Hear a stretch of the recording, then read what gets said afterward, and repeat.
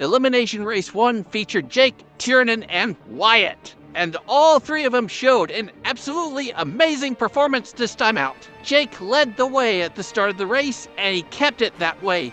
His consistency and pure pace simply unmatched in the closing stages of the race. That left second place to go to either Tiernan or Wyatt, and both of them showed an absolutely amazing drive and gave us some very clean racing.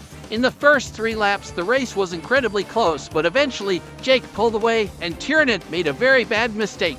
This gave Wyatt P2, but he wasn't done yet. He had a recovery drive to perform, and he did well to make sure that gap didn't get any bigger. Eventually, Wyatt made a mistake coming out of one of the final corners, and Tiernan took back second place. These two had a phenomenal battle, and it was close up until the very end, but it would be Jake who dominated, taking first place in this race by a landslide.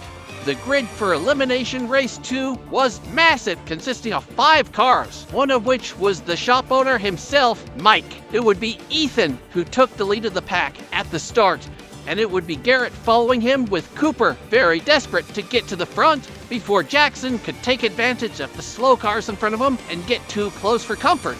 Ethan and Garrett put on such a good drive to keep Cooper behind, but eventually Garrett folded and fell back into P4. Whilst Cooper was trying desperately to cut his way through the back, Jackson was making time, and he was soon right behind him. But eventually Ethan made a mistake, allowing Cooper and Jackson to get by, and for the next lap, those two were right next to each other. And it was interesting to see their different approaches to taking some of these bank corners. Jackson going high, Cooper going low. Cooper had very good mid-corner speed, but Jackson was able to shoot past on the exit.